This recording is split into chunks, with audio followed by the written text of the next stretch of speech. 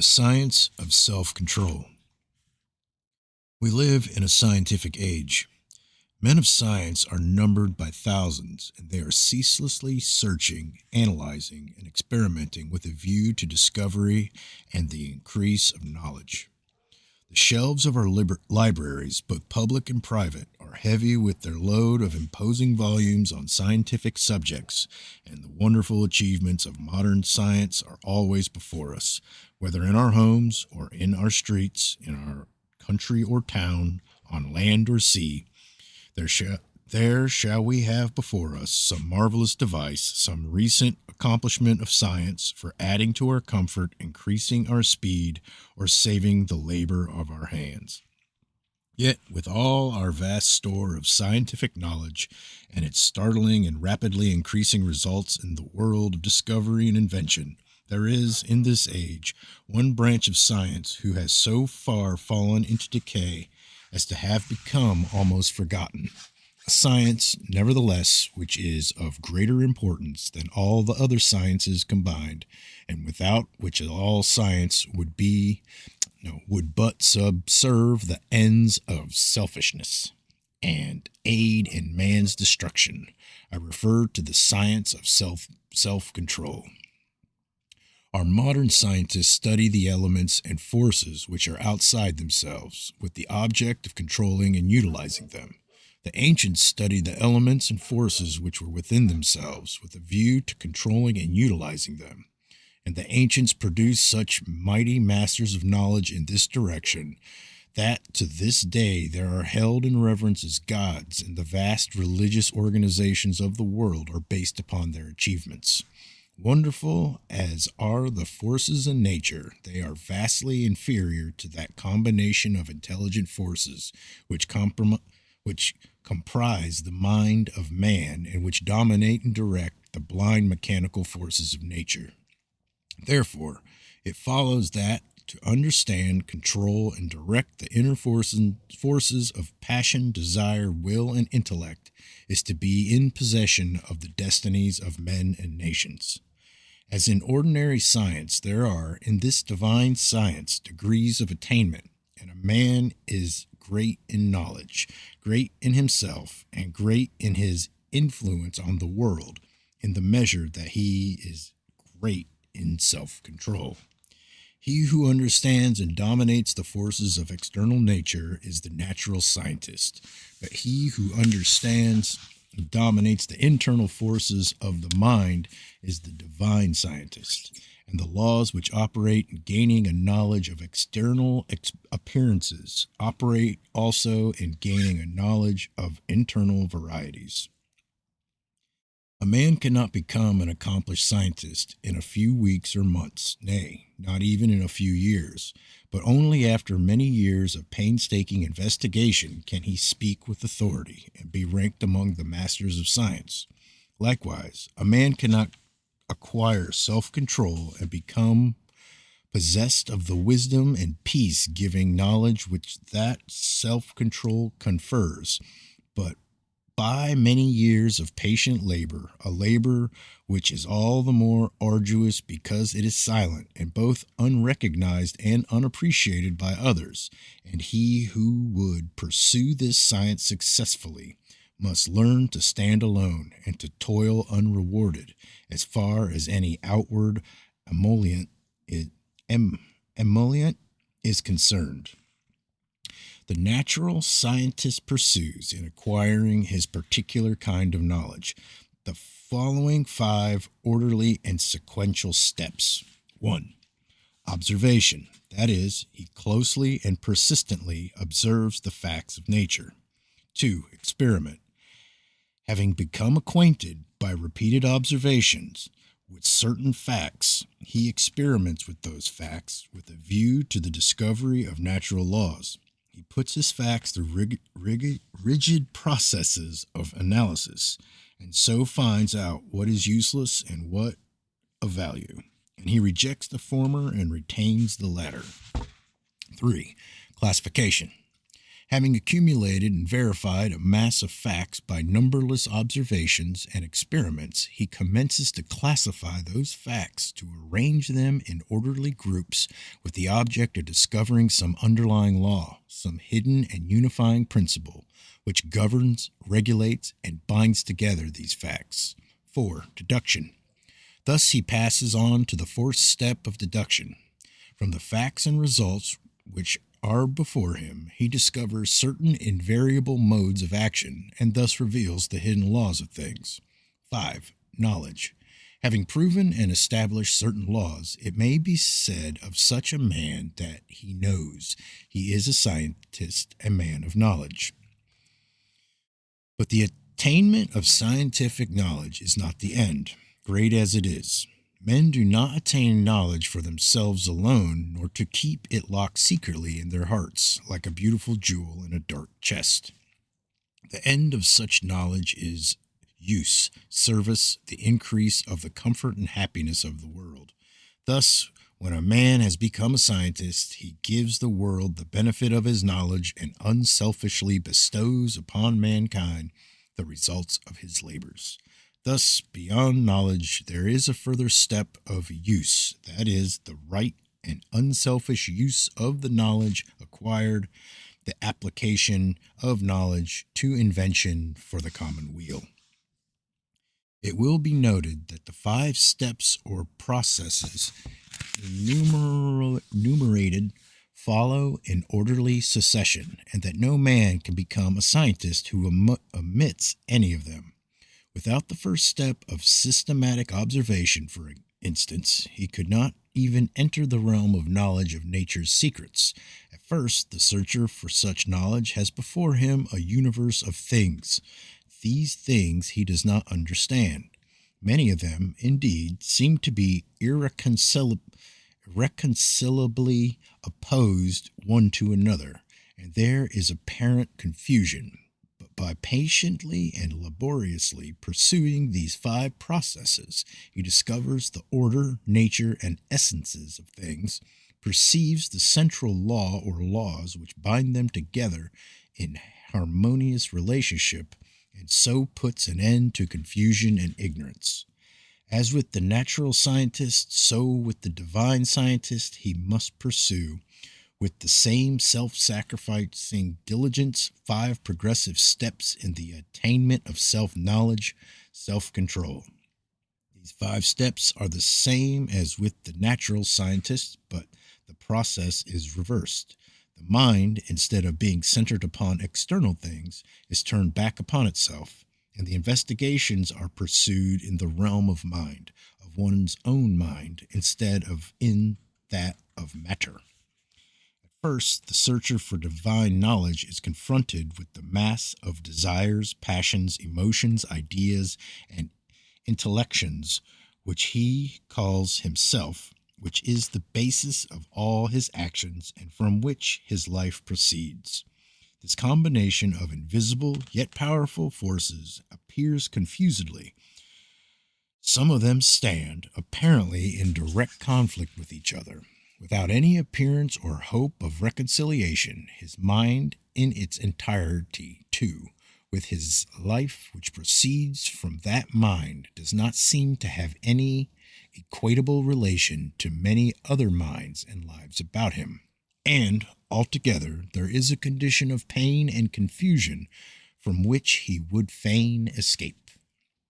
Thus he begins by keenly realizing his state of ignorance, for no one could acquire either natural or divine knowledge if he were convinced that without study or labor he already possessed it. With such perception of one's ignorance, there comes the desire for knowledge, and the novice in self-control enters upon the ascending pathway, in which are the following 5 steps. 1. Introspection. This coincides with the observation of the natural scientist. The mental eye is turned like a searchlight upon the inner things of the mind, and its subtle and ever-varying processes are observed and carefully noted. This stepping aside from selfish gratifications, from the excitements of worldly pleasures and ambitions, in order to observe with the object of understanding one's nature, is the beginning of self control. Hitherto, the man has been blindly and impotently borne along by the impulses of his nature, the mere creature of things and circumstances. But now he puts a check upon his impulses and, instead of being controlled, begins to control. Self 2. Self analysis. Having observed the tendencies of the mind, they are then closely examined and are put through a rigid process of analysis. The evil tendencies, those that produce painful effects, are separated from the good tendencies, those that produce peaceful effects. And the various tendencies, with the particular actions they produce and the definite results which invariably spring from these actions, are gradually grasped by the understanding, which is at last enabled to follow them in their swift and subtle interplay and profound ramifications. It is a process of testing and proving, and for the searcher, a period of being tested and proved. 3. Adjustment. By this time, the practical student of things divine has clearly before him every tendency and aspect of his nature, down to the profoundest promptings of his mind and the most subtle motives of his heart. There is not a spot or corner left which he has not explored or illuminated with the light of self-examination. He is familiar with every weak and selfish point, every strong and virtuous quality. It is considered the height of wisdom to be able to see ourselves as others see us, but the practitioner of self-control goes farther beyond this. He not only sees himself as others see him, he sees himself as he is. Thus, standing face to face with himself, not striving to hide away from any secret fault, no longer defending himself with pleasant flatteries, neither underrating nor overrating himself or his powers, and no more cursed with self-praise or self-pity, he sees the full magnitude of the task which lies before him, sees dearly ahead the heights of self-control, and knows what work he has to do to reach them. He is no longer in a state of confusion, but has gained a glimpse of the laws which operate in the world of thought, and he now begins to adjust his mind in accordance with those laws. This is a process of weeding, sifting, cleansing. As the farmer weeds, cleans, and prepares the ground for his crops, so the student removes the weeds of evil from his mind, cleanses and purifies its preparatory to sowing the seeds of righteous actions, which shall produce the harvest of a well-ordered life. 4. Righteousness. Having adjusted his thoughts and deeds to those minor laws which operate in mental activities in the production of pain and pleasure, unrest and peace, sorrow and bliss, he now perceives that there is involved in those laws one great central law, which, like the law of gravitation in the natural world, is supreme in the world of mind, a law to which all thoughts and deeds are subservient, and by which they are regulated and kept in their proper sphere. This is the law of justice or righteousness, which is universal and supreme. To this law he now conforms. Instead of thinking and acting blindly, as the nature is stimulated and appealed to by outward things, he subordinates his thoughts and deeds to this central principle. He no longer acts from self, but does what is right, what is universally and eternally right. He is no longer the abject slave of his nature and circumstances. He is the master of his nature and circumstances. He is no longer carried hither and thither on the forces of his mind. He controls and guides those forces to the accomplishment of his purposes. Thus, having his nature in control and subjection, not thinking thoughts nor doing deeds which oppose the righteous law, and which therefore the law annuls with suffering and defeat. He arises above the dominion of sin and the sorrow, ignorance, and doubt, and is strong, calm, and peaceful. 5. Pure knowledge.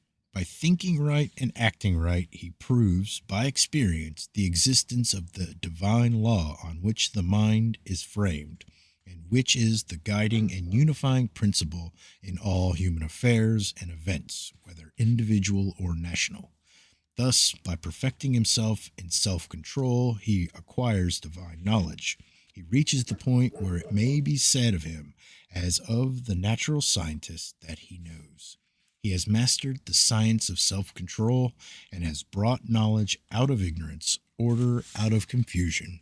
He has acquired that knowledge of self which includes knowledge of all men, that knowledge of one's own life which embraces knowledge of all live, which, dang it, that knowledge of one's own life, which embraces knowledge of all live, as for all minds are the same in essence, differing only in degree, are framed upon the same law, and the same thoughts and acts, but by whatsoever individual they are wrought, will always produce the same results. But this divine and peace bestowing knowledge, as in the case of the natural scientist, is not gained for oneself alone, for if this were so, the aim of evolution would be frustrated, and it is not in the nature of things to fall short of ripening and accomplishment. And indeed, he who thought to gain this knowledge solely for his own happiness would most surely fail. So, beyond the fifth step of pure knowledge, there is a still further one of wisdom, which is the right application of the knowledge acquired, the pouring out upon the world, unselfishly and without stint, the result of one's labors, thus accelerating progress and uplifting humanity. It may be said that men who have not gone back into their own nature to control and purify it, that they cannot clearly distinguish between good and evil, right and wrong. They reach after those things which they think will give them pleasure, and try to avoid those things which they believe will cause them pain. The source of their actions is self, and they only discover right painfully and in a fragmentary way, but periodically passing through severe sufferings and lashings of conscience. But he who practices self control, passing through the 5 processes, which are 5 stages of growth, gains that knowledge which enables him to act from the moral law which sustains the universe. He knows good and evil, right and wrong, and thus knowing them, lives in accordance with good and right. And he no longer needs to consider what is pleasant and what is unpleasant, but does what is right. His nature is in harmony with his conscience, and there is no remorse. His mind is in unison with the great law, and there is no more suffering and sin. For him, evil is ended, and good is all in all.